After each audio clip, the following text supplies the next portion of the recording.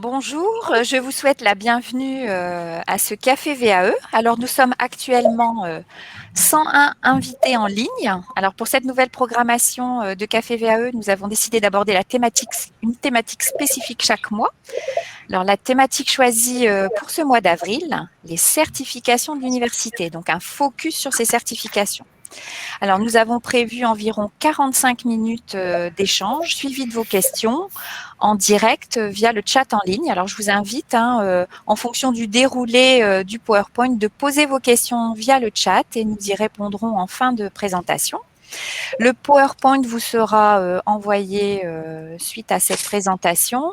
Et si vous le souhaitez, je vous invite à noter vos fonctions et la structure pour laquelle vous travaillez. Comme ça donnera un panel des participants à ce webinaire. Alors, j'ai donc le plaisir d'animer ce webinaire en compagnie de mes collègues des universités que je vais laisser se présenter. Et puis, donc, je suis Béatrice Roland, chef de projet Interval et responsable du dispositif académique de validation des acquis pour l'Académie de Lille. Voilà, Juliette, je te laisse la parole. Oui, bonjour à tous, Juliette Lefebvre, je suis coordinatrice de projet formation continue et VAE pour l'Université de Lille. Merci Juliette. François-Xavier? Bonjour, je suis François-Xavier Ribes, je travaille au CNAM de Lille. Donc je rappelle que le CNAM, c'est bien le Conservatoire national des arts et métiers, et non pas la Caisse nationale d'assurance maladie. Pour Béatrice. Merci. De rien.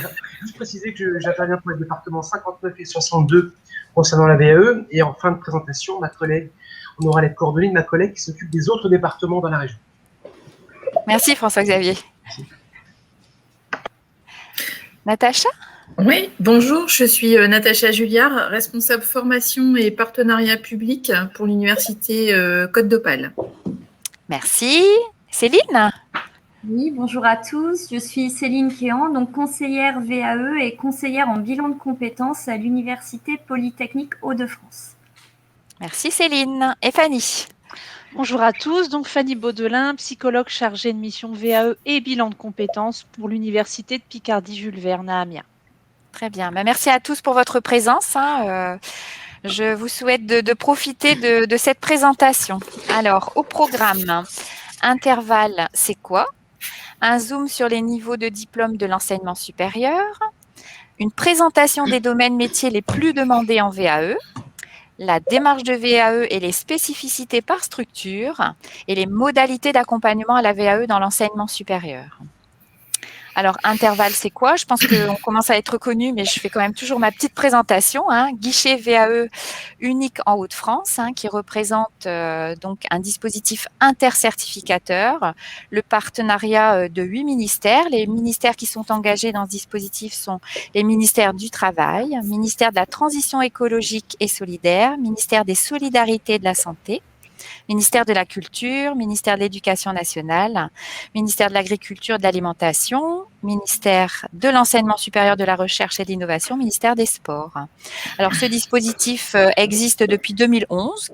On fêtera donc nos 10 ans cette année avec des événements en programmation sur le deuxième semestre de 2021.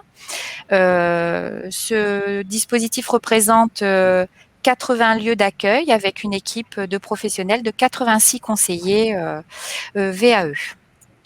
L'objectif d'Interval, un dispositif qui facilite l'entrée du candidat dans une démarche de VAE en région Hauts-de-France, avec apporter des candidats différents services personnalisés sur un large choix de certifications délivrées par les différents ministères. Nous représentons 2200 certifications avec un objectif je dirais, pour le candidat, de lui fournir une aide préparatoire à la recevabilité de la demande via un CERFA unique, préalable à l'engagement de la démarche de VAE. Alors, je vais laisser la parole à Céline pour une introduction sur ce focus des diplômes de l'enseignement supérieur par une présentation des niveaux, différents niveaux. Voilà, Céline, je te laisse la parole. Merci. Donc, vous avez sur ce schéma les différents niveaux de diplôme accessibles par la VAE dans les universités. Donc, sur des niveaux Bac+2, vous avez accès à la VAE sur du DUST. Alors actuellement encore sur du DUT, et vous voyez ici sur le schéma, alors c'est peut-être un peu petit, mais vous pourrez le recevoir après le diaporama, le but. Alors le but est un bachelor. À terme, dans l'ensemble des universités, les DUT et licences pro vont évoluer sur un diplôme en 3 ans qui s'appellera le bachelor. Donc, nous réalisons toujours des VAE sur les DUT et les licences professionnelles, mais à terme, nous réaliserons des VAE sur des buts, des bachelors. Et pour cela, l'idée, c'est quand même de prendre contact avec les différentes universités pour voir comment elles s'organisent sur cette transition DUT, licence pro et but. Les VAE sont également accessibles sur de la licence générale. Donc là, on est sur un niveau Bac plus 3. Et puis également sur du master. Du master, on est sur un niveau Bac plus 5. Certaines universités proposent des VAE sur des doctorats. Alors, c'est peu développé, mais c'est quelque chose qui se développe de plus en plus. Donc, pareil, prendre contact avec les universités pour voir si elles vous proposent des VAE sur les doctorats. Merci Céline. Je vais laisser la parole à Juliette pour entrer dans une présentation des différents domaines métiers. En préparation de ce webinaire, on a effectué un bel exercice d'échange sur l'ensemble des domaines et je vais laisser Juliette et puis mes collègues vous donner le panel des domaines métiers des différentes universités. Merci Juliette. Voilà, donc vous avez sous les yeux un panorama des domaines métiers visés par les diplômes proposés par les universités et le CNAM. Alors, avant d'entrer dans le détail, peut-être vous donner une petite idée à titre indicatif du nombre d'accueils et de jurys sur l'année 2020 pour les universités et le CNAM. Donc, plus de 1560 accueils ont été réalisés et environ 170 jurys. Donc là, c'est des chiffres sur 2020. Alors, vous le voyez, les domaines sont variés, ils couvrent un champ très large de métiers. Les pastilles de couleur représentent les universités et le CNAM en rouge. Donc, vous avez la légende en bas de la diapo. Alors, vous pouvez constater que, à quelques exceptions près, les domaines sont représentés dans pratiquement tous les établissements. Alors, s'ils sont représentés un peu partout, ensuite, ce sont les diplômes qui vont varier. Là, je vous présente les domaines sur les deux diapos, mais on aura l'occasion d'y revenir. Donc, pour les candidats, il s'agira de cibler ensuite le diplôme le plus en adéquation, bien sûr, avec son expérience. Et puis, s'il a le choix, de privilégier ensuite le territoire le plus proche de chez lui pour faciliter sa démarche. Donc, c'est pour cette raison qu'on va chacun vous citer quelques exemples des diplômes les plus demandés dans nos établissements. Mais bien sûr, vous pouvez retrouver sur nos sites internet nos catalogues complets des diplômes proposés. Alors, de manière générale, les diplômes les plus demandés sont les licences professionnelles et les masters, car ce sont des diplômes plutôt à finalité professionnelle. Mais bien sûr, comme ça a été dit précédemment, ça n'empêche pas la VAE sur d'autres diplômes comme la licence générale qui peut aussi être demandée.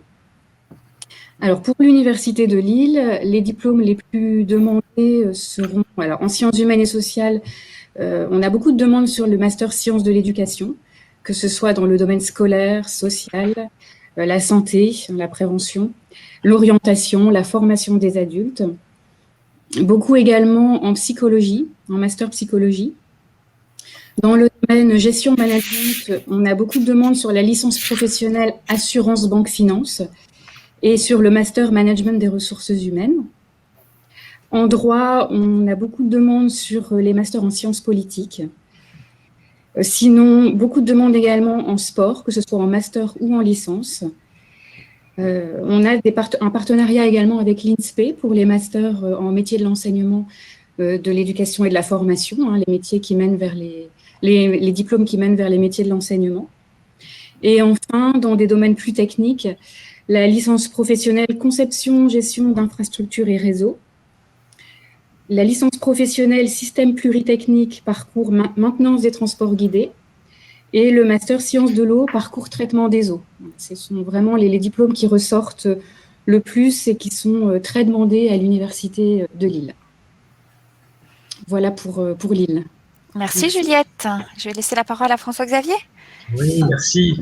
Alors, il y aura beaucoup de points communs avec ce que vient de dire Juliette, donc je ne vais pas revenir sur certains points, mais je vais un petit peu compléter avec ce que fait le CNAM. Alors, le CNAM, c'est à peu près 700 diplômes, 700 certifications, tout domaine confondu.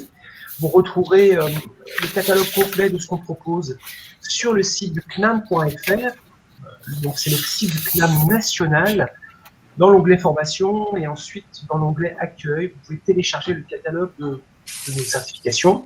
La particularité du CNAM par rapport aux universités, c'est que si vous me sollicitez, je vais me référer au catalogue national et pas du tout uniquement aux diplômes qu'on propose en région de France. C'est-à-dire que moi, je vais pouvoir accompagner des candidats qui veulent faire en VAE un diplôme qui est proposé par Paris, par la région PACA, peu importe.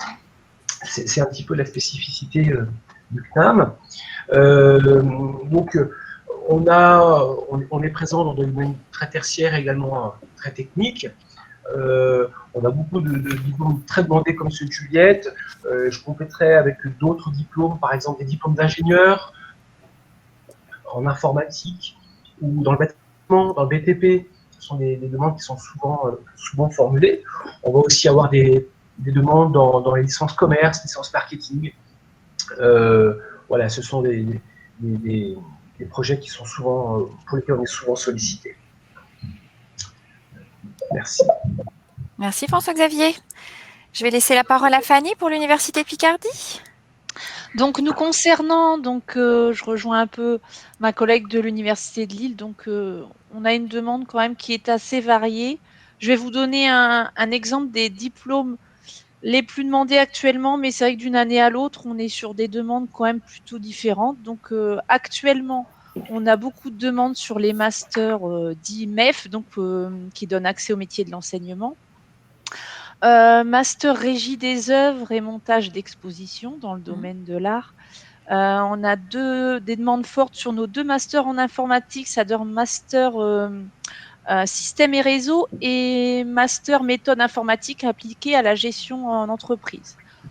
Au niveau des licences professionnelles, beaucoup de demandes pour tout ce qui est métier de la GRH, métier de l'entrepreneuriat et management et gestion des organisations.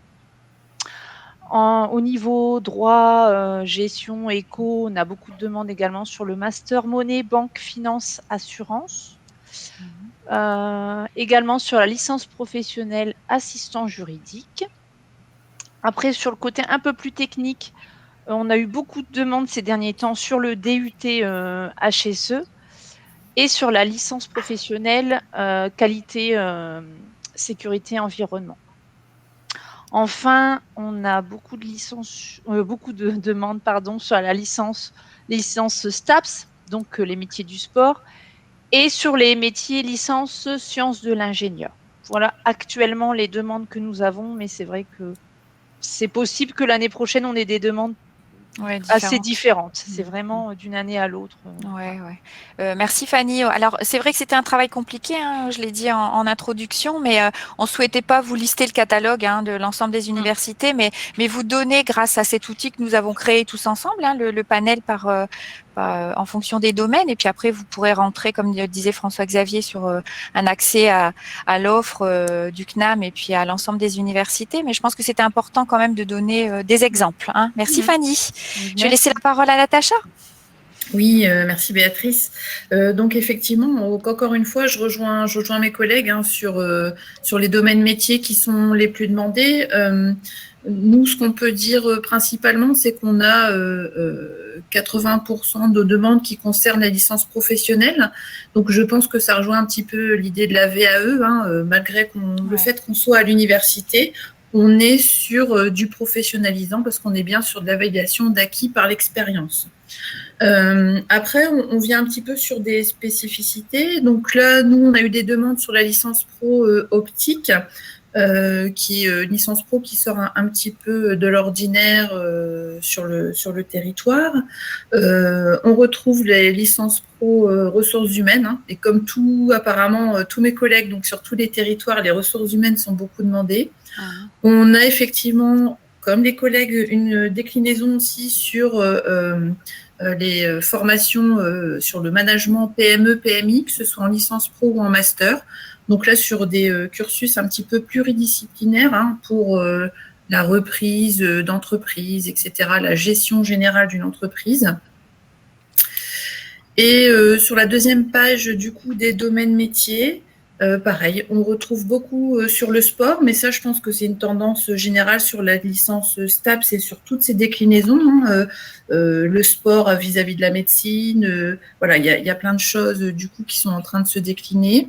Par rapport à notre territoire, en tout cas sur le Dunkerquois qui était fort industrialisé, pardon, on a les 2 licences pro donc chargées d'affaires et la licence pro en gestion des risques industriels, forcément.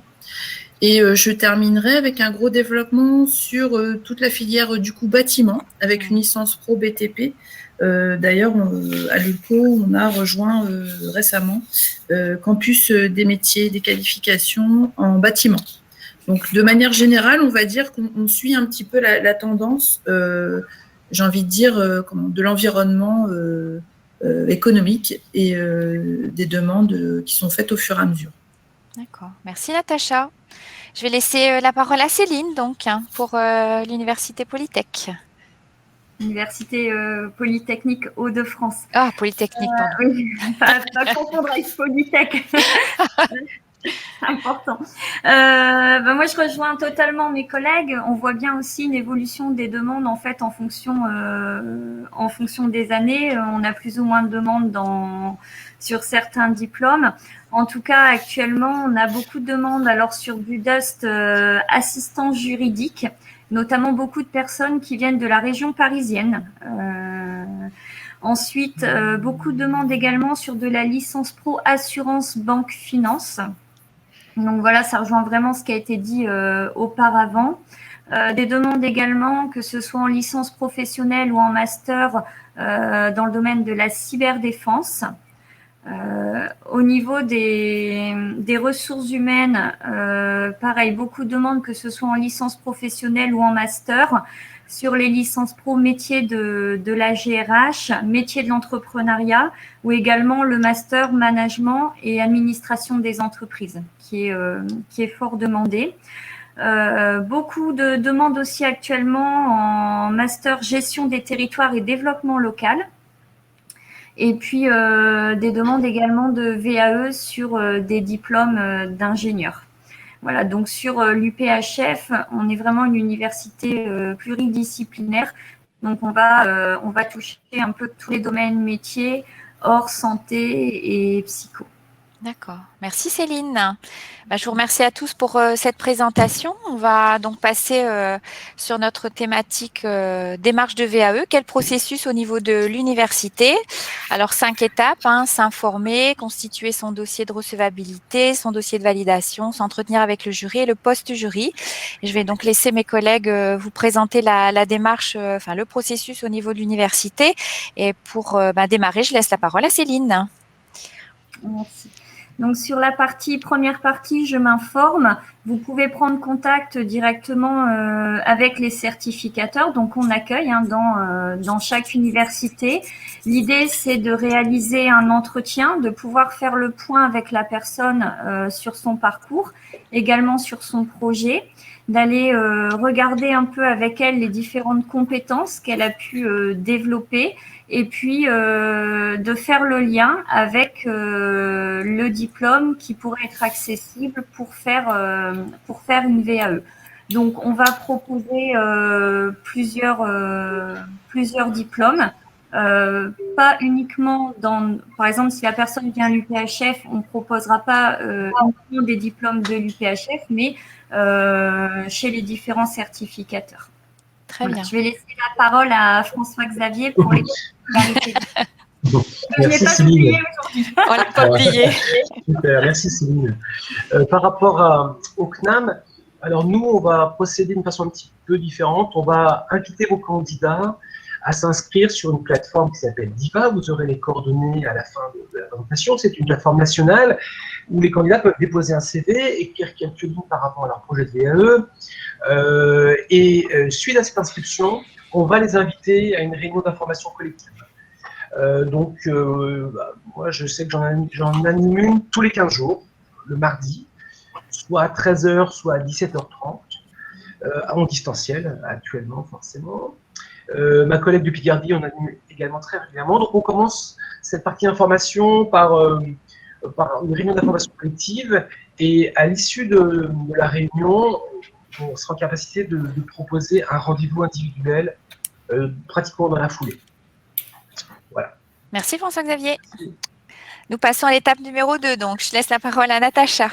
Ça marche. Donc effectivement, le candidat a été reçu en conseil en formation, on a bien ciblé le projet, les attentes, etc. Là, on va partir sur la partie recevabilité. Donc deux grands éléments, la recevabilité administrative. Donc celle-ci est commune quel que soit le certificateur. Vous pourrez retrouver les documents sur vae.gouv.fr avec la constitution le remplissage d'un CERFA et de toutes les pièces administratives qui s'y rapportent. Donc ça, quel que soit le certificateur, même hors université, vous aurez ça en commun. Et ensuite, la recevabilité pédagogique. Donc là, au niveau de l'université, de manière générale, on parle souvent de livret 1. Nous, on est vraiment sur la recevabilité pédagogique. Qu'est-ce que c'est? Le candidat, du coup, doit nous montrer sa motivation et l'adéquation entre le parcours et la certification visée. Donc, ce dossier, une petite dizaine de pages, c'est le CV et une lettre de motivation, on va dire, améliorée, plus. Ce dossier pédagogique est soumis pour avis au responsable du diplôme, et à l'issue de ça, du coup, vous recevez un avis de recevabilité qui peut être positif ou négatif. On attache une grande importance, du coup, à l'étude du dossier, parce que c'est un engagement dans la durée. Quand on s'engage dans une démarche VAE et la constitution, on verra par la suite du dossier. Sachez que même si vous recevez un avis de recevabilité négative, en tout cas, les candidats peuvent choisir de continuer. Bon, même si derrière, forcément, il y aura plus de travail peut-être à fournir ou d'aller pour constituer ce dossier. Donc voilà pour la partie 2 sur le dossier de recevabilité. François-Xavier, est-ce qu'il y a des spécificités au CNAM? Merci beaucoup, Natacha.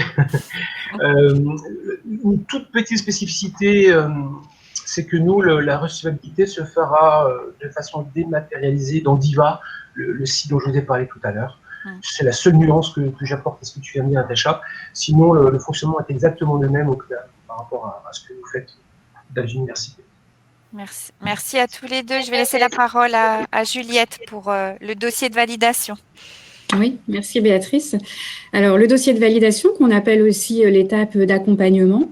Alors, au préalable, entre la recevabilité qui aura été accordée et cette troisième étape, il convient de contractualiser avec le candidat, l'université ou le CNAM, et un tiers financeur éventuel. Alors, cette étape d'accompagnement, de rédaction, elle est accompagnée par le conseiller VAE et, dans certains cas, l'intervention d'un enseignant expert de la discipline, qui va apporter les éléments plus théoriques. Alors, le terme « je rédige » est important, car il s'agit là, pour le candidat, d'écrire un dossier, qu'on peut même parfois appeler, selon les domaines, un mémoire, sur son expérience. C'est un petit peu la différence peut-être par rapport à d'autres certificateurs où on est plus sur un dossier à rédiger qu'un livret à remplir. Donc, à travers ce dossier, le candidat va non seulement décrire son expérience, mais on va lui demander de l'analyser, de l'expliciter, de la mettre bien sûr en lien avec les blocs de compétences du diplôme, et aussi, pour certains diplômes, de la mettre en lien avec le cadre théorique. Donc, dans ce cas précis, le rôle de l'enseignant sera particulièrement important.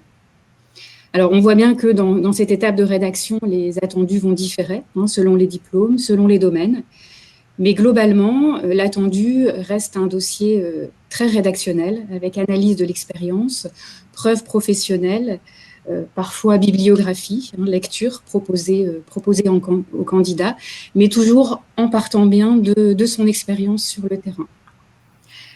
Voilà, donc je ne sais pas si François-Xavier a quelques éléments à ajouter pour le CNAM. Très légèrement. Effectivement, cette partie rédactionnelle est très importante aussi au CNAM. La nuance, c'est que moi-même, je n'accompagne pas les candidats sur la rédaction de leur dossier. C'est 2 consultantes extérieures au CNAM qui ont été agréées par le CNAM de Paris qui vont accompagner les candidats. Juliette insistait sur la prise de hauteur que doivent prendre les candidats. Un dossier VAE n'est pas juste un descriptif de compétences, surtout sur des diplômes niveau master ou diplôme d'ingénieur. Ce que va attendre le jury, c'est vraiment une prise de hauteur, une analyse de ces pratiques. Et vraiment, les consultantes sont là pour aider les candidats, non pas sur la forme, non pas sur le fond, pardon, parce que le fond, c'est les candidats qui maîtrisent techniquement leur métier, mais plutôt sur la forme. Voilà, l'idée, c'est vraiment de présenter un dossier très structuré. Alors nous, contrairement aux universités, les référents pédagogiques n'interviennent pas sur la partie rédaction de dossier. Les référents vont intervenir en amont par rapport à la recevabilité, on va leur demander leur avis pour le projet, mais par contre, pendant la rédaction du dossier, les référents pédagogiques n'interviennent plus. D'accord. Voilà, merci. Merci François-Xavier pour la partie entretien. Je vais laisser la parole à Fanny. Donc, la partie entretien intervient lorsque le dossier est rédigé dans son intégralité. Donc, quand vous arrivez à cette partie-là, c'est que vous êtes au bout de votre démarche. Donc, ce jury, vous allez soutenir devant un jury. Ce jury est composé en règle générale par le responsable pédagogique du diplôme visé, ainsi que 2 ou 3 enseignants et un professionnel. Donc en fait, le jury, lors de cette soutenance, comme on peut l'appeler, elle va consister en un exposé de votre parcours, vos motivations, vos ambitions et arguments de preuve devant ce jury, en fait, qui attend d'être convaincu que vous avez toutes les connaissances et les compétences et aussi la posture requise pour être titulaire du diplôme. Donc la posture est importante. Donc en général, vous avez une première partie de cet entretien qui consiste en une présentation avec un support type PowerPoint d'une 20aine de minutes. Et s'ensuit une série d'échanges, de questions de la part du jury, aussi bien concernant votre dossier de validation que sur votre intervention orale.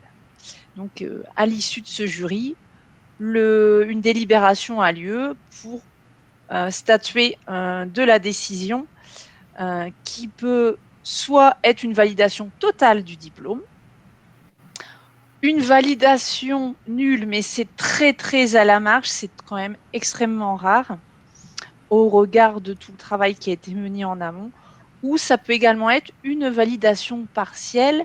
Et à ce moment-là, je donne la parole à ma collègue, sauf si François-Xavier a une intervention à émettre sur le sujet. Rien à rajouter. Voilà, merci. Formidable. Je te laisse la parole, Natacha. Ça marche. Donc effectivement, le candidat est passé devant le jury et meilleur des cas, il a une validation totale. Donc là, on va vers la délivrance du diplôme visé. Mais ça peut être une validation partielle, c'est-à-dire que le jury peut estimer que sur certaines unités d'enseignement, les compétences, les connaissances ne sont pas totalement acquises. Donc là derrière, on accompagne également le candidat. Soit il suit des cours, dans la majorité des cas, il peut suivre des cours, mais ça peut prendre différentes formes, comme par exemple la constitution d'un dossier. Et à ce moment-là, il repasse devant un jury, une fois qu'il a suivi ses cours ou qu'il a remis ce dossier, pour réétudier la demande, parce qu'au final, on est bien sur l'obtention du diplôme dans son intégralité. François-Xavier, un complément? Oui, à nous, ça sera un tout petit peu différent. Si un candidat ne valide pas complètement son diplôme, on va lui demander, alors pour le coup également, de suivre en formation les unités, on appelle ça des UE, des unités d'enseignement qu'il n'aura pas validées. Donc pendant un semestre, en général, c'est de la formation à distance, 1 heure par semaine, avec à la fin un examen sur table. principe, un examen sur table, et il devra justifier d'une note minimum 10 sur 20 pour valider l'unité ou les unités qu'il n'aura pas validées pendant la VAE. Donc nous, par contre, le candidat n'a pas à repasser devant un jury. Il doit juste justifier, c'est pas très joli, il doit simplement justifier qu'il a eu au moins 10 sur 20 à son examen pour pouvoir valider l'unité manquante, et à ce moment-là, il recevra le diplôme final. D'accord. Merci François-Xavier. Merci à tous pour cette présentation. On va donc passer sur une partie et je vais répondre à la question de Fabienne. Là, je vois dans le chat au niveau du tarif. Ah non, c'est Dominique, pardon. Je regarde Fabienne. C'est Dominique qui pose la question du coût. Alors, on a prévu une slide. Alors, on est sur un forfait de 1 700 €. Nous ne sommes pas rentrés dans les détails, mais ce forfait comprend l'instruction de la demande, l'accompagnement et les frais de jury. Vous pourrez vous rapprocher des différents collègues pour, en fonction de la certification, avoir plus de détails. À cela s'ajoutent aussi des frais d'inscription, 170 € pour un DUT ou une licence et 243 € pour un master. Voilà pour la présentation du processus. Et Béatrice, oui, si je peux me permettre, je t'en prie. Un petit complément par rapport au coût. Oui. C'est très important également de dire que le forfait d'accompagnement ne débarque à partir de l'étape 3. À partir du moment où il y a eu une demande de recevabilité. Après, il y a des spécificités un petit peu avec les financements Transition Pro qui viennent de démarrer.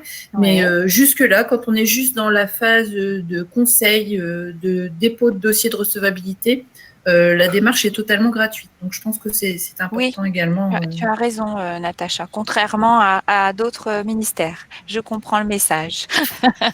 Merci. Écoutez, on souhaitait aussi que chacun puisse présenter la structure pour laquelle il travaille. Alors, je vais laisser la parole à mes collègues pour présenter les universités et le CNAM pour François-Xavier. Je te laisse la parole, François-Xavier. Merci Béatrice. Alors oui, donc je vous disais tout à l'heure qu'on est 2 intervenants concernant la VAE de la région de France. Donc moi, c'est pas plus galant, je commence par moi. Pour les départements 59 et 62, mon bureau est sur Lille, et ma collègue Odile de Buire, qui elle est sur les autres départements de la région de France. On vous a remis également l'adresse du site d'IVA dont je vous parlais tout à l'heure.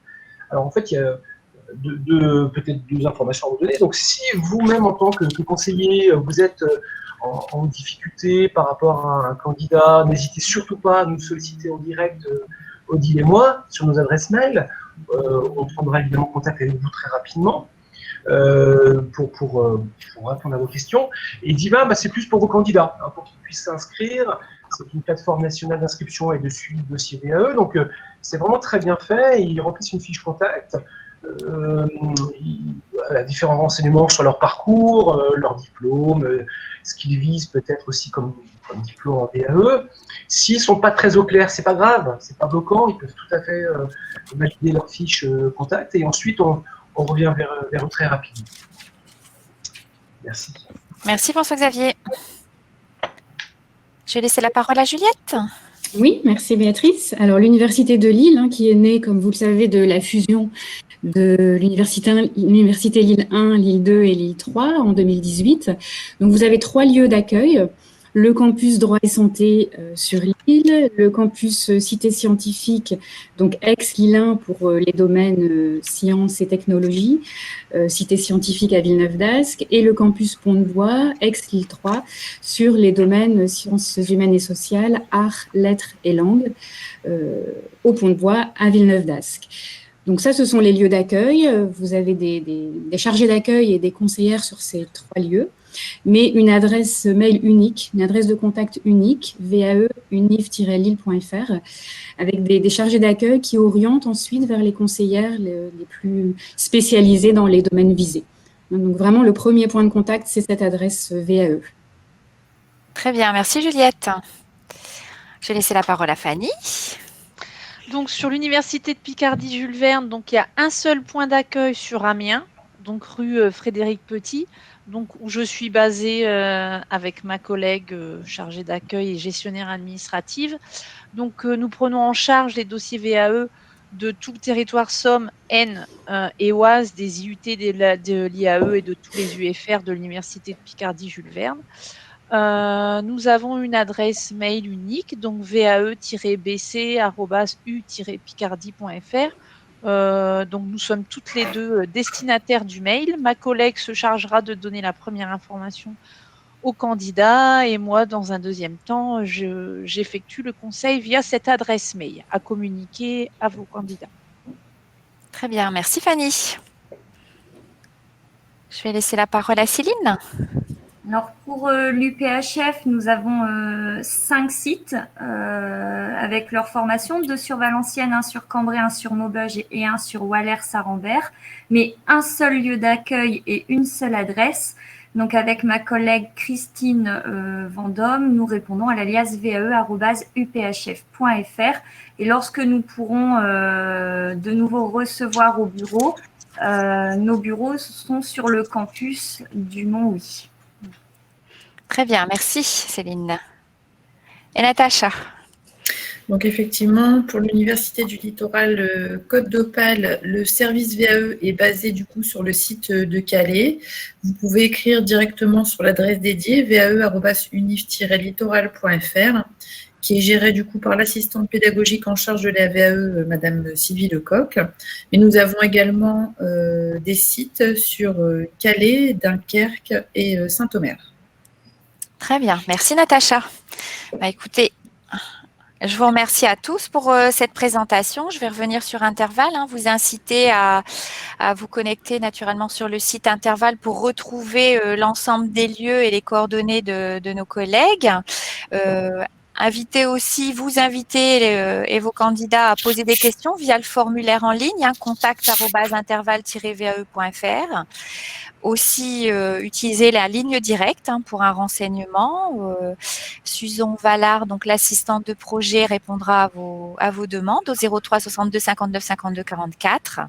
Je vous invite à vous inscrire aussi dans la démarche des réseaux sociaux, si vous ne l'êtes pas déjà, via LinkedIn, Facebook, et la consultation possible de l'ensemble des travaux que nous menons par webinaire, présentation sur la chaîne YouTube Interval VAE, disponible aussi sur le site Interval. Nouveau site qui a été mis en ligne au 6 avril. Je vous invite à nous rendre visite et puis n'hésitez pas à nous faire remonter vos idées ou remarques. Alors voilà, on arrive à la fin de cette présentation. Je vais donc vous remercier pour votre participation et je vais reprendre via le chat vos questions. Et puis mes collègues et moi, nous attacherons à répondre au mieux. J'ai vu que Géraldine posait la question, le PowerPoint sera effectivement transmis et nous réalisons à la fin de chaque webinaire une foire aux questions, ce qui signifie que les réponses aux questions que nous allons vous donner vont se retrouver dans cette foire aux questions.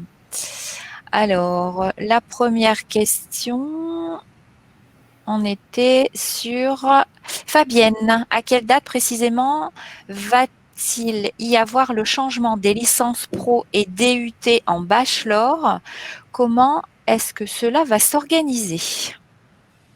Alors, je vous laisse répondre. Du coup, vas-y Juliette. C'est Juliette? Non, c'est Céline. C'est Céline, ouais. Au niveau des bachelors, on aura des entrants en bachelor dès cette année, donc en bachelor, dès l'année universitaire prochaine, à la rentrée de septembre, en bachelor 1, l'année suivante en bachelor 2.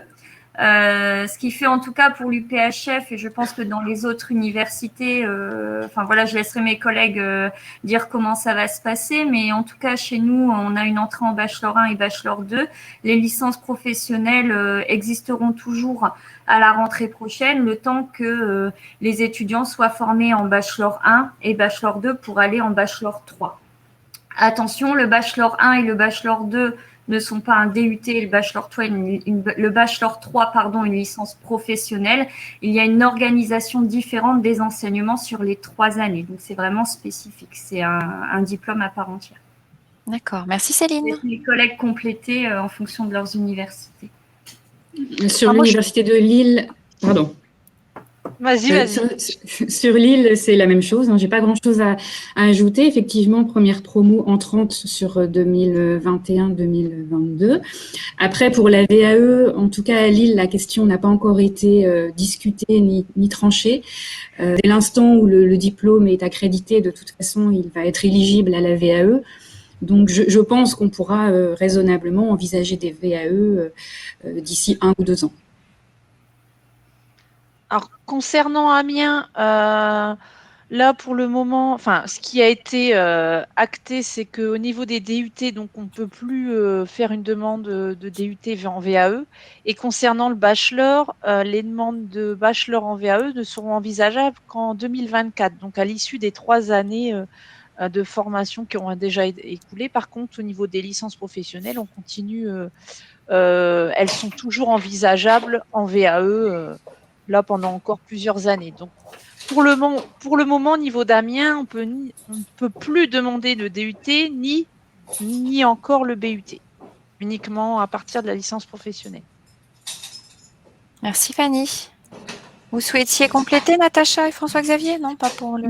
Je pense qu'effectivement, tout a été dit et que là, ça va se mettre en place à la rentrée prochaine et que ça va s'étaler forcément sur les 3 prochaines années, le temps que ça se déroule, puisque voilà, l'année prochaine, Bachelor 1, puis Bachelor 2, puis Bachelor 3.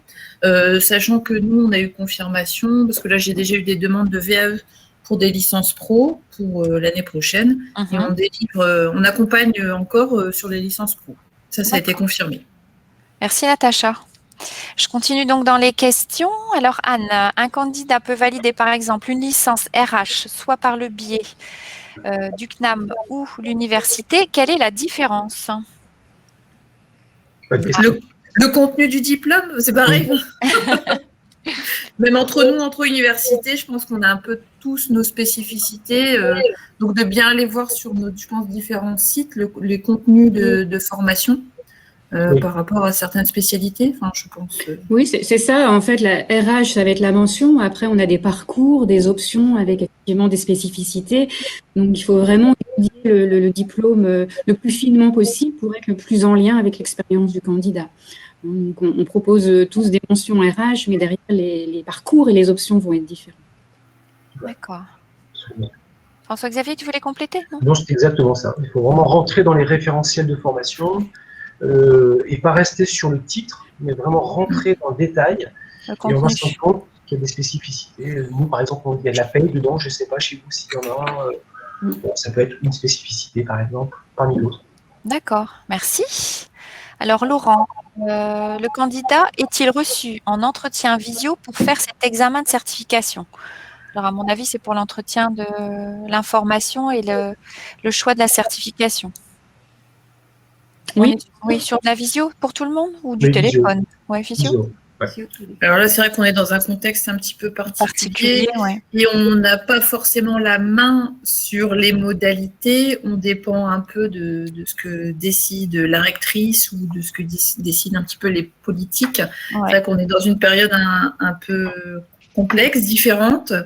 Nous, en tout cas, aujourd'hui, à l'ULCO, que ce soit les conseils en VAE ou les jurys, c'est en distanciel, donc en visio. Oui, d'accord.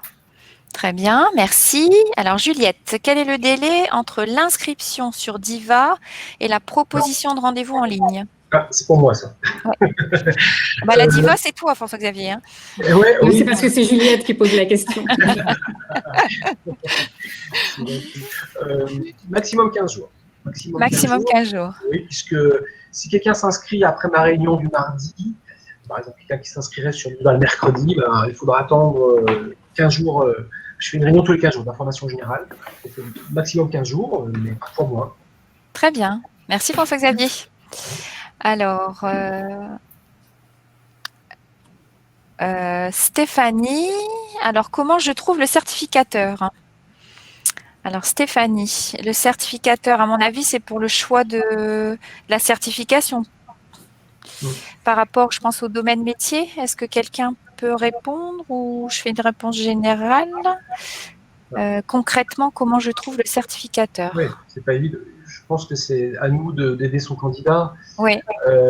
Parce que c'est vrai que l'offre est tellement énorme Moi-même, au CNAM, je m'y perds, hein, parce qu'on a presque 700 diplômes. Donc, Ouais. je me mets à la place de Stéphanie. C'est pas simple. On a un candidat qui a un parcours professionnel et j'imagine que, mais je pas que j'imagine, c'est que je sais que c'est pas toujours évident de trouver le diplôme correspondant, donc le certificateur. Donc, très concrètement, comment on trouve le certificateur? Je pense que si globalement le candidat veut présenter peut-être un enseignement supérieur, licence, master, doctorat, ingénieur, il faut, à mon avis, orienter le candidat vers nous, et puis je pense que c'est nous qui ferons le travail. Hein, je pense que ce qu'en pense mon collègue. Oui, je pense que l'entrée par domaine métier est assez pertinente. Et du coup, si vous cherchez un diplôme de l'université, vous voyez que pour chaque domaine métier, l'offre est assez large, donc de contacter le certificateur qui propose des diplômes dans ce domaine. De toute façon, c'est toujours important pour un candidat de faire une recherche large au départ et d'aller consulter plusieurs diplômes dans plusieurs établissements avant de faire son choix. Et c'est vraiment ce qu'on l'incite à faire dès le premier accueil, d'ouvrir au maximum le champ des possibilités de diplômes et ensuite de réfléchir un petit peu en entonnoir et de cibler le diplôme le plus juste par rapport à son parcours. Ouais. Peut-être pas rester simplement sur l'idée. Moi, je suis toujours sur l'idée de proximité par rapport au lieu d'accueil, hein, au niveau du réseau Interval.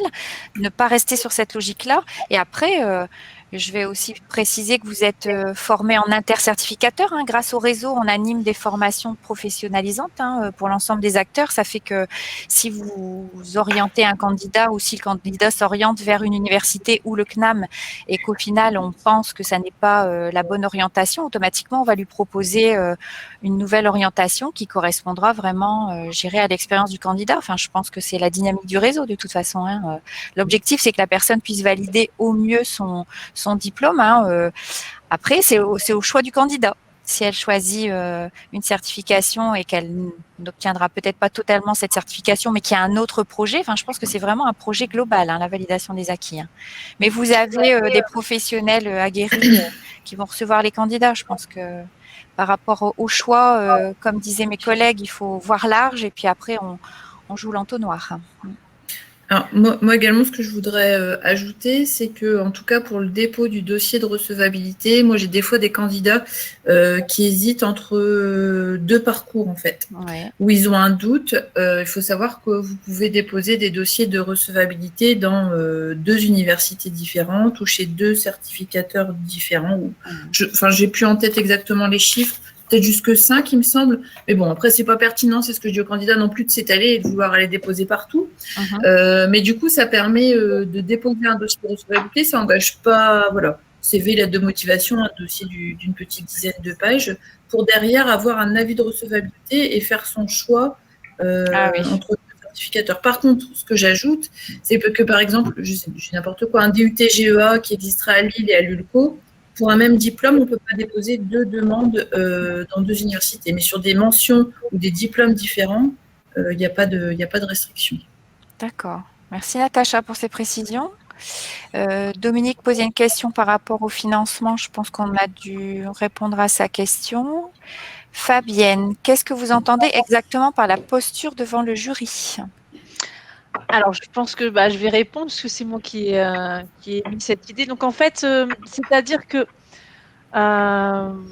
admettons, vous validez un master, au-delà des connaissances, des compétences que vous devez prouver, il y a aussi la posture, parce que des fois, on est sur, moi je parle de par mon expérience, j'ai beaucoup de candidats qui visent une VAE justement parce qu'ils mettent en œuvre les compétences, par exemple, d'un responsable, d'un DRH, par exemple, admettons, mais qui n'ont pas le poste parce que justement ils n'ont pas le master, donc ils visent le master pour obtenir le poste. Or, le travail, ils le font. Mais des fois, j'ai des gens qui ont toute la technicité nécessaires pour le poste, mais qui vont peut-être manquer de confiance en eux et qui vont pas se mettre dans la peau d'un responsable de service ou d'un DRH avec son niveau d'analyse. Donc, il y a deux niveaux, surtout quand on monte en termes de diplôme. Il y a le côté technicité, connaissance, compétence et la posture le regard qu'on peut avoir sur son poste. Donc, il faut... Enfin, moi, c'est la manière dont je fonctionne quand j'accompagne les candidats, c'est vraiment aussi se mettre dans la peau de quelqu'un qui est titulaire d'un master, donc quelqu'un qui a vraiment ce niveau d'analyse sur son activité. Mes collègues l'avaient évoqué, etc. Cette prise de hauteur, cette prise d'analyse sur son environnement de travail, sur son service, sur la stratégie de son entreprise. Mais tout ça, c'est des choses qui sont travaillées en accompagnement en amont, normalement, quand le candidat soutient, il est prêt et il est aguerri sur toutes ces questions-là. Je vais rejoindre exactement ce que vient de dire Fanny par rapport à la posture. J'avais récemment une candidate pour le plus 4 chez nous, responsable RH. Et donc, j'ai sollicité l'avis du référent à Paris, au CNAM de Paris. Et en fait, cette personne avait un super profil, mais le responsable RH, dans la définition du diplôme, dans les enjeux de cette formation, ce qu'ils la font, c'est vraiment de mettre en œuvre et de piloter une stratégie RH. De coordonner une équipe. Mais ce n'est pas d'être soi-même opérationnel. C'est vraiment d'avoir un poste, mais vraiment de mettre en place une stratégie dans une entreprise. Et cette personne, ce n'était pas sa posture. Ce n'était pas du tout sa posture. C'était une excellente opérationnelle, qui avait un super parcours, mais qui n'était pas dans cette idée-là c'est moi qui définis une stratégie RH, de GPMC, etc., de plan de formation. Voilà. Donc c'est ça la posture, c'est vraiment le rôle de l'entreprise. Pareil pour les ingénieurs, chez nous, il faut vraiment qu'ils aient une posture d'ingénieur. Et souvent, c'est des très bons techniciens, mais ils n'ont pas forcément cette posture. Merci François-Xavier. Fabienne, peut-être faut-il préciser qu'il existe aussi des mentions pour la validation totale à la différence des DAVA. Vous avez des mentions chez vous ? Oui, à l'Université de Lille, on délivre une mention au diplôme en cas de validation totale. Donc, les mentions sont les mêmes que celles qui sont délivrées en formation initiale ou continue. Des mentions assez bien, très bien. Ou sans mention, validation totale sans mention. D'accord, très bien. Bon, je précise que pour les candidats, c'est assez secondaire quand on est un professionnel aguerri et qu'on vient chercher un diplôme. L'essentiel est de valider le diplôme, la mention importe peu. C'est le petit plus, c'est la cerise sur le gâteau pour le candidat. Mais Fabienne fait la remarque, effectivement, nous sur l'éducation nationale, on n'a pas de mention. Mais c'est bien de le préciser. Merci Fabienne. Alors, Dominique, le CPF est mobilisable. Je sais pas. Bien sûr. Je vous laisse la main. Moi, je dis les questions. Bien sûr qu'il est tout à fait mobilisable et je vais aller au-delà. Pour les demandeurs d'emploi qui n'auraient pas assez d'argent sur leur CPF, et la région, France, peut venir abonder s'il manque une somme. La région peut venir compléter le différentiel. Donc, plus que jamais, le CPF est super mobilisable. Tout à fait. Et transition pro, comme elle disait. Ah pardon, Juliette, vas-y. Oui, je précise par rapport à ce que vient de dire François-Xavier, c'est l'abondement en fait remplace le pass VAE de la région. Ouais. Et effectivement, la région peut abonder jusqu'à 5 000 €, donc c'est intéressant quand même pour le candidat qui n'a pas de financement. Et même s'il n'a rien sur son CPF, la région abonde, du coup, finance la totalité de la VAE. Et je voudrais juste aussi ajouter, je ne pense pas que ce soit spécifique à l'université, mais que l'accompagnement, même s'il est fortement recommandé, n'est pas obligatoire. Oui. Donc, un candidat pourrait juste, entre guillemets, s'acquitter des droits d'inscription à l'université et venir soutenir son dossier VAE devant le jury. Oui, mais comme on le dit, il est fortement recommandé quand même. Oui, c'est quand même, surtout sur ces niveaux. Vous l'avez bien expliqué dans le processus, c'est quand même un travail conséquent. On est sur un écrit, sur un mémoire, il y a une réflexion, il y a une analyse. Oui, et les expériences de candidats sans accompagnement par l'université ne sont pas très, très, très heureuses. Oui, tout à fait. Après, il faut savoir qu'il y a des candidats qui n'ont pas le choix. Moi, j'ai déjà eu le cas d'une candidate dont l'employeur lui a imposé un cabinet extérieur pour se faire accompagner. Elle n'a pas eu le choix. Ah mince, d'accord. Donc, bon, c'est pas toujours évident. On fait comme au mieux avec ces candidats-là, mais bon, ils ne sont pas accompagnés par l'université. Ouais, il manquait l'expertise de l'université. Voilà. D'accord. Pour Alors, rebondir Anne. sur ce qu'a dit Natacha, en fait, il y a les frais d'inscription à l'université, mais également les frais d'organisation de jury. En fait, c'est pas juste les 170 ou 243 €. Il y a des frais supplémentaires. Alors, je ne sais pas si c'est partout si c'est les mêmes dans toutes les universités, mais chez nous, on est à 1 200 € hors accompagnement, plus frais d'inscription. D'accord. Au niveau d'Amiens, on est à 1 000 €, nous, le sans accompagnement. On est aussi sur 1 200 € à Lille. Bon, merci pour ces informations complémentaires. Je continue la réponse aux questions. Alors, Anne, quel est le pourcentage de validation partielle? Pardon, François-Xavier. Non, mais juste par qui Laurence demandait aussi transition pro. Ah oui, c'est vrai. J'allais laisser la parole à Natacha, parce qu'elle en a parlé tout à l'heure.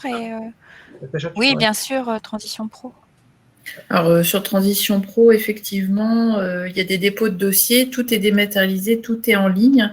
Là où nous, en tout cas, université, on est sur 1 700 €. Transition Pro, il me semble qu'ils sont sur un forfait de 2 000 €, donc on est payé un peu plus. Et là, ce que je disais tout à l'heure, par contre, on reçoit un premier versement quand il y a un financement Transition Pro, après l'avis de recevabilité. Ouais. Bon, c'est pour tout le monde pareil, Natacha. Ouais. Sur les autres certificateurs, on est dans la même démarche. C'est une démarche nationale, ça fait qu'on est dans la même dynamique. Merci, Natacha. Alors, au niveau des pourcentages, je ne sais pas si on a une visibilité. On n'en a pas donné, je pense, au départ. On l'a sur le document intervalle. Oui, mais je les ai pas en tête, Natacha. On va vous renvoyer. Non, mais pour les gens qui seraient intéressés d'avoir la documentation un peu plus complète. Sur le bilan 2019, qui est accessible sur le site Interval. Merci Natacha, elle est une pro de la communication sur Interval. Et le bilan 2020 qui est en cours de réalisation, qui sera bientôt disponible. On souhaite pour maxi fin mai disponible. Alors vous aurez les résultats sur le nombre d'accueils, les certifications les plus demandées, le statut, le genre, le niveau d'entrée et l'ensemble des résultats validation totale partielle par certificateur. Voilà. Merci Natacha. Moi, je peux répondre pour le pourcentage que je connais. Oh, bah oui, vas-y, Jean-François Xavier. Un bon élève. Il a rendu ses stats. Ouais, non, mais c'est stat national pour le coup. Ah, d'accord. Donc, la validation totale, c'est assez moyen, vous allez vous en rendre compte, puisque nous, 53% des dossiers sont validés intégralement. Donc, là, tout diplôme confondu. Donc, c'est à peu près 1 sur 2. Vous voyez que c'est pas énorme. Il doit y avoir peut-être 2-3% de dossiers nuls, de dossiers pas du tout validés, et puis le reste en partiel. Ouais. Tandis qu'au niveau des universités, l'objectif, c'est quand même de permettre à la personne d'obtenir sa certification. Je pense qu'au niveau des résultats, ça doit être supérieur, mais bon. Sur l'île, globalement, on est plutôt sur 70-30, 70 total, 30% partiel. Je n'inclus pas les non-validations parce que c'est pas significatif. Donc voilà, c'est la tendance vraiment de manière très très globale. Oui, merci Juliette. Alors Corinne, il a été dit à certains candidats qu'à l'université, il faut réunir 5 ans d'expérience pour envisager la VAE. Ah, grande discussion. C'est ça. Nous l'avons eu aussi. En théorie, pour la VAE, quel que soit le certificateur, on est sur une année d'expérience professionnelle. Après, chaque responsable de diplôme évalue, même s'il n'y a pas de chiffre préétabli, c'est vrai qu'un an, des fois, ça peut paraître un petit peu juste, surtout après quand on est sur des niveaux master ou sur des choses un peu spécialisées, effectivement. Il n'y a pas de nomenclature particulière. Après, ça dépend, je pense, un peu de chaque responsable de diplôme par rapport aux attendus qu'il peut y avoir derrière, en fait. Très bien. Alors, Émilie, du coup, pour le CNAM, remplit-on la fiche intervalle, pareil pour les universités, et de ce fait, après, c'est vous qui recontactez les candidats? Pour le CNAM, le plus simple, c'est de remplir une fiche au DIVA, Oui. tout à l'heure, et puis après, c'est effectivement nous qui recontactons les candidats, très rapidement. pas forcément la peine de passer par intervalle. Et je dirais qu'intervalle, c'est plus si vous êtes en difficulté pour identifier un certificateur, vous Bien allez sûr, oui. pouvoir avoir des interlocuteurs qui vont vous aider dans la démarche d'orientation. Et si le CNAM est identifié comme un certificateur possible, il faut remplir une fiche candidat. Le candidat. Pour répondre à la question d'Émilie, c'est vrai qu'on affiche intervalle en tant que réseau avec des lieux d'accueil. La démarche, généralement, c'est par rapport au lieu d'habitation du candidat, comme on est un service de proximité, c'est de l'orienter vers le centre le plus proche de chez lui. Mais si vous avez déjà une idée de la certification du niveau, hein, que ce soit pour le choix du certificateur, hein, ministère et niveau de diplôme, je pense que si vous avez l'information, on n'est pas obligé de passer par le formulaire intervalle.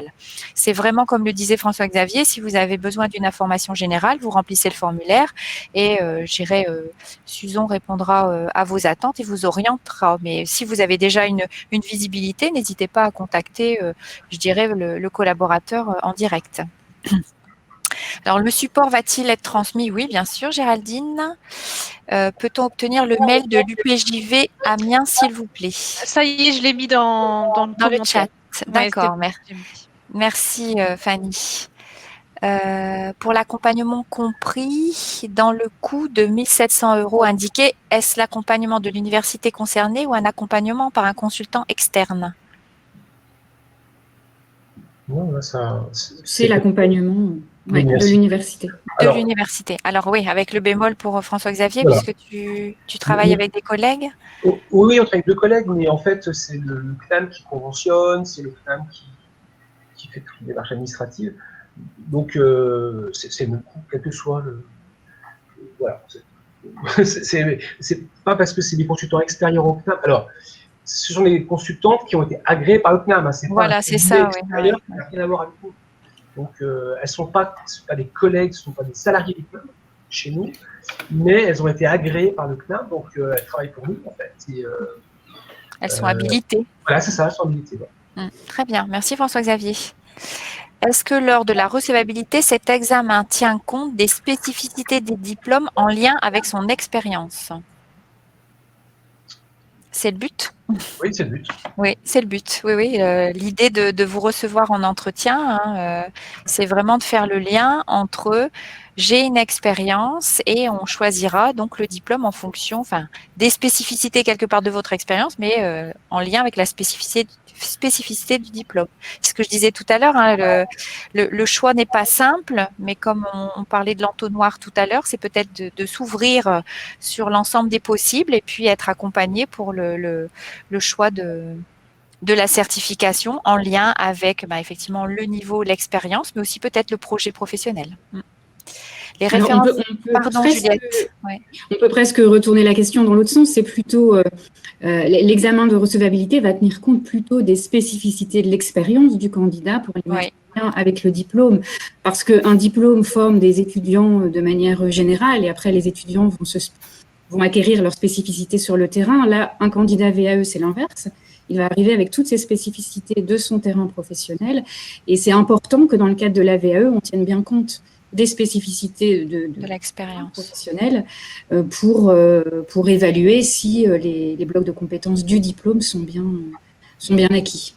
Oui, alors je parle du projet parce que je sais qu'on a des personnes qui souhaitent parfois se réorienter. Alors on peut avoir plusieurs expériences, mais en fonction du projet aussi, choisir sa certification. Mais tu as raison, hein, Juliette, on part de l'expérience au départ. Hein. Laurence, les référentiels de formation sont-ils accessibles pour le candidat? On parle de choisir, mais au niveau de l'accessibilité, la personne, elle se connecte au conseiller ou au niveau des sites des universités? Qu'est-ce que vous conseillez? On leur délivre les référentiels, de toute façon.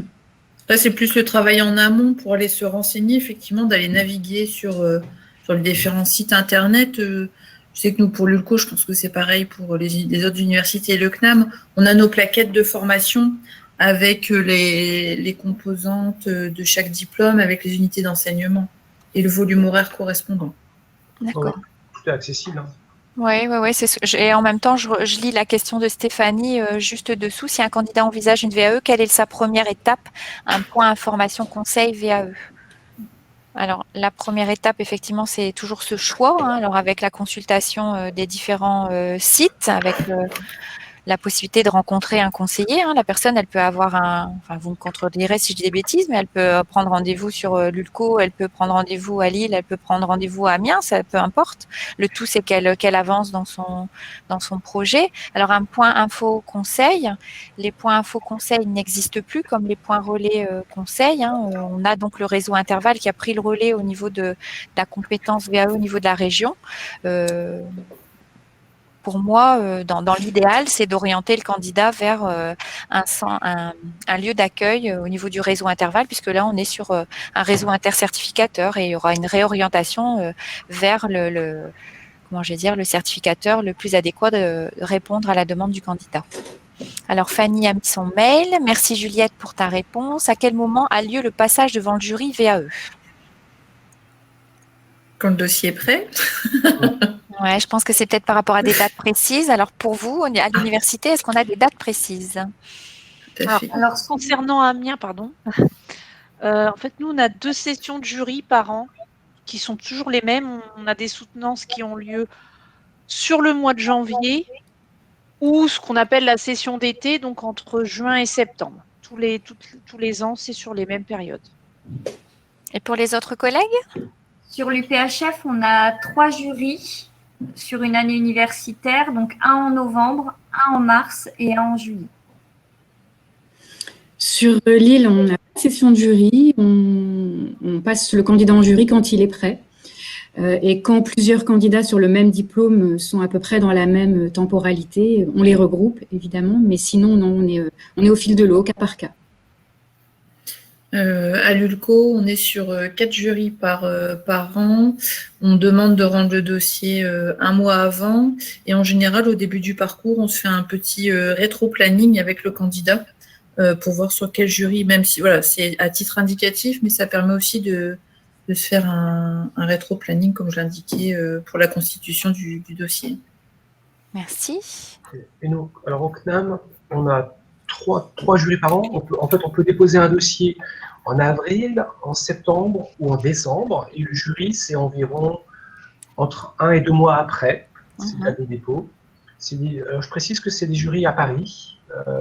Avant la crise sanitaire, les candidats devaient se déplacer au CNAM de Paris pour présenter leur dossier. Depuis la crise, on s'est réadapté et tous les jurys se font en distanciel. D'accord. Aucun jury n'a été annulé en fait, depuis 1 an et demi. Et pour le coup, même si tout revient, si la vie redevient normale, et ben on va se servir de cette expérience et on proposera maintenant aux candidats de faire un jury en distanciel. Et ceux qui insistent pourront aller en présentiel. Mais on va inverser un peu les choses. D'accord, merci. Pour répondre à la question, il y a 3 dates. Alors, Juliette, y a-t-il un moteur de recherche sur Google pour avoir effectivement le listing des certificateurs suivant le diplôme visé? C2RP, Cariforef, ou nous contactons-nous directement le CNAM, l'université Interval? Je pense qu'on a répondu à la question tout à l'heure. Tu voulais reprendre la main, François-Xavier? Moi, j'aime bien l'ONICEP comme site. C'est pour quelqu'un qui ferait une recherche très large. L'ONICEP, je trouve, est pas mal, parce que ça permet d'identifier des centres et certificateurs par rapport à des diplômes. Donc, ça peut être un point de départ, si jamais les gens sont en fait. Je ne sais pas si les collègues utilisent ce site parfois. Nous, on utilise aussi l'ONICEP. Oui, je confirme. Également. Très bien. Unanimité. Merci. Alors Fabienne, oui, complètement d'accord. Bah oui, effectivement, l'accompagnement très fortement recommandé, c'est sûr. Susan qui a répondu aux chiffres. L'identité et le rôle du certificateur ne sont pas clairs pour moi. Université, certificateur, oui, bien sûr. Non, université, c'est un certificateur. Si oui, quel est le rôle du certificateur? À quel moment intervient-il? Non, Bénédicte, on parle d'un réseau intercertificateur parce qu'on est sur plusieurs ministères et effectivement, on a les universités au niveau du ministère. Alors, j'espère avoir répondu à la question. On est bien sur un certificateur. Alors, Émilie Boss, très bien, merci. Ça simplifie de fait. Corinne, dans le cadre d'intervalle, les conseillers des autres certificateurs ne... Ah, il manque un petit morceau. Les conseillers des autres certificateurs qui orientent vers l'université ne peuvent se prononcer sur le 1 an d'expérience et cela dépend des universités et du type de diplôme visé. C'est la réponse à la question de tout à l'heure qu'on a donnée par rapport aux 5 années, je pense. Hein. J'espère qu'on a répondu, Corinne. Quelle est la durée moyenne du processus, Bénédicte? Sur l'ULCO, moi en général, j'indique qu'il y a plusieurs statuts. Hein. Il y a les demandeurs d'emploi, donc là forcément, entre guillemets, ce sera peut-être un peu plus rapide parce qu'ils pourront s'y consacrer, on va dire, à temps plein. On est plus là sur des process de 6, 9, voire 12 mois. Et pour les salariés, on est plus sur du 12-18 mois. Est-ce que pour les collègues, vous êtes dans la même dynamique? Oui, sur l'île, je rejoins Natacha, on est sur 12-18 mois globalement. Oui. On essaie de viser 12 mois, mais on voit bien que dans la réalité, pratique, on arrive plutôt sur 18 mois. Oui. Ce qui permet de dire que moi, parfois, je suis sollicité par des gens qui sont dans l'urgence d'une diplomation. Parce qu'il y a une opportunité professionnelle, parce qu'il faut un diplôme. La VAE est tout sauf de l'urgence. C'est-à-dire que la VAE, pour avoir le meilleur résultat possible, c'est des étapes qu'on doit respecter. C'est un dossier. Moi, je dis souvent qu'on n'a pas parlé de ça, mais justement, je vais le caser. Combien d'heures ça représente un dossier? Je ne sais pas ce qu'on pense, mes collègues de l'université, mais moi, je dis à mes candidats qu'une licence 3, par exemple, c'est 300. Pour moi, c'est à peu près 300 heures de travail personnel. Ce n'est pas facile à évaluer, mais c'est quand même beaucoup de travail, un dossier VAE. On n'a peut-être pas assez dit. C'est beaucoup de travail. Hein. C'est pas quelque chose qu'il faut prendre à la légère. Et je ne vous parle pas pour un master ou un diplôme d'ingénieur. Je ne dis pas que c'est le double. Donc, pour répondre à la question initiale sur la durée, il faut vraiment... moi, j'ai une candidate qui m'a sollicité en janvier, qui a voulu déposer en avril. Elle a déposé son dossier en avril. Alors, moi, je ne l'accompagne pas, donc je n'ai pas eu le contenu. Mais ça me paraît juste quand même. Hein. Ça paraît juste. Hein. Partez plutôt sur des périodes effectivement entre 12 et 18 mois, quoi, je pense. Et c'est important de le rappeler parce que parfois on croit que la VAE c'est une solution miracle et que c'est le diplôme qui va tomber du ciel. C'est pas du tout le cas. Hein. Pour moi, une VAE est beaucoup plus aléatoire qu'une formation. D'où l'utilité du conseil. C'est vrai qu'elle peut être envisagée comme une formalité ou une demande d'équivalence. On a ces termes-là qui sont employés par les candidats qui arrivent vers nous. Effectivement, je te rejoins tout à fait, François-Xavier, c'est tout sauf ça. Et surtout à l'université, et d'autant plus sur des niveaux master, où pour rentrer dans cette démarche réflexive qu'on leur demande, analytique, d'explicitation, il faut plusieurs mois. On a parlé de posture, ça aussi c'est une posture. Il faut rentrer dans cette posture de pas de côté par rapport à son expérience, et ça se fait pas en quelques semaines. Ça se mûrit en fait, hein. C'est un projet qui se mûrit. Effectivement, d'où le rôle du conseil. Parfois, est-ce que c'est vraiment la VAE qui est la meilleure solution? En fonction du profil, en fonction de la temporalité, parfois, est-ce qu'on ne serait pas plus à faire, s'il n'y a pas le niveau, une VAPP, donc là, on rentre dans autre chose, hein, validation des acquis personnels et professionnels, pour permettre une entrée en formation. Des fois, ça vaut peut-être plus le coup de rentrer, si on en a l'opportunité en formation, que de déposer un dossier VAE. C'est vraiment une analyse au cas par cas. Hein. Voilà. Ou alors parfois, ça peut être un mix des deux. C'est-à-dire qu'on peut dire, entrer en formation sur un master, par exemple, et la VAE va vous permettre de raccourcir votre période de formation. Vous allez peut-être valider une partie du diplôme en VAE. Ça peut être possible, ça. Je sais que nous, au CNAM, on a des solutions un peu hybrides comme ça. Voilà, des grands esprits qui se rencontrent. Hein. Il y a Laurence qui pose la question. La VAP 85 est toujours en vigueur. Quels critères de choix entre une proposition VAP et VAE? C'est du cas par cas, hein, c'est ce qu'on vient de dire. Hein. Je pense qu'on ne peut pas se prononcer, Laurence. C'est vraiment en fonction. Et moi, je parle du projet, hein, je le dis depuis tout à l'heure, mais je pense qu'il y a vraiment aussi cette idée en tête. Hein. C'est la personne, est-ce qu'elle est salariée, est-ce qu'elle est demandeur d'emploi, est-ce qu'elle souhaite changer, est-ce qu'elle souhaite conforter ses compétences et obtenir le diplôme, hein, parce que vraiment, elle a vraiment envie de peut-être pas clôturer, mais au moins asseoir ses compétences par une certification. C'est vraiment une opportunité, comme vous le disiez, hein, la validation des acquis, mais pas à prendre à la légère, surtout sur ces niveaux-là. Et c'est pas un diplôme au rabais, et c'est exactement le même diplôme. Hein. On me demande toujours, hein, est-ce que c'est le même diplôme que quelqu'un qui passerait par formation initiale ou continue? Oui, c'est exactement le même. C'est que la date qui change, mais il faut y travailler. Hein. Ça, comme disait François-Xavier, ça ne tombe pas du ciel. Juliette, tu voulais préciser? Oui, je voulais rajouter par rapport à la VAP ou la VAE, bon, la grande distinction, c'est que la VAE, les acquis sont là, les acquis du diplôme sont là. Ouais. La VAP, non, c'est aller chercher de nouveaux acquis, développer ses compétences. Bon, là, c'est un discours très généraliste, mais effectivement, je rejoins ce qui a été dit. Il y a la notion de calendrier aussi. Si un candidat vient nous voir au mois de mars-avril, période de candidature pour la prochaine rentrée, c'est clair qu'il ira plus vite en reprise d'études par la VAP à valider son diplôme qu'en VAE, globalement. Il est sûr de valider son diplôme, si tout va bien, en juin de l'année qui suit, ce qui est beaucoup, beaucoup moins sûr en VAE. Après, il faut que le projet soit pertinent et tienne la route en reprise d'études. Et il le sera d'autant plus s'il y a un projet de poursuite d'études derrière, c'est-à-dire une demande de licence pour un projet d'aller en master ensuite.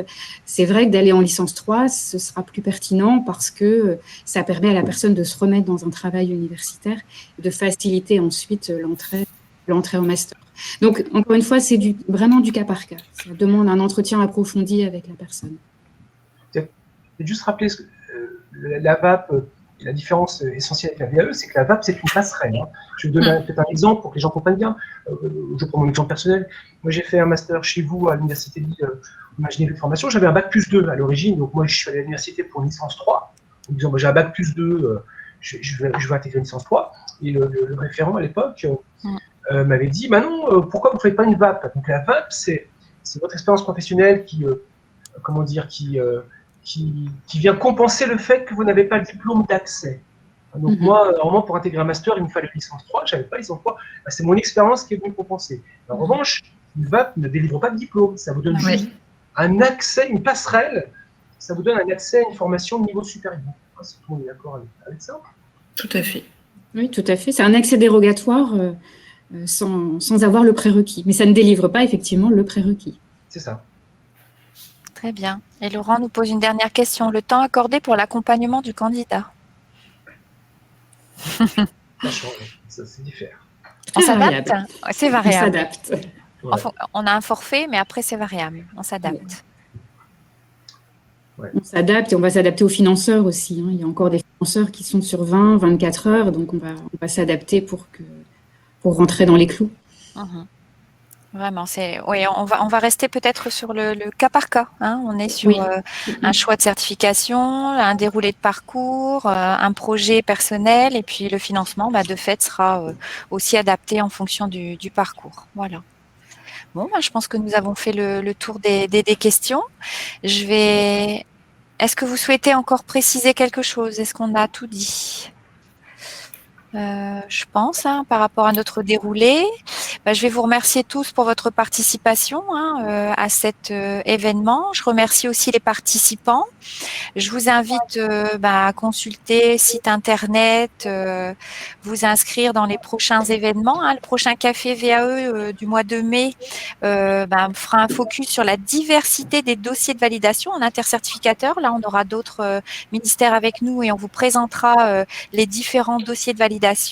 Et le 24 juin, on fait un focus sur les attendus des jurys en fonction des certificateurs, ce qui vous donnera aussi des informations pour renseigner vos candidats. Bon, écoutez, je vous laisse chacun votre tour, le mot de la fin. Et puis après, on clôture. Céline ? Non, c'était un plaisir de partager la matinée avec vous et puis d'échanger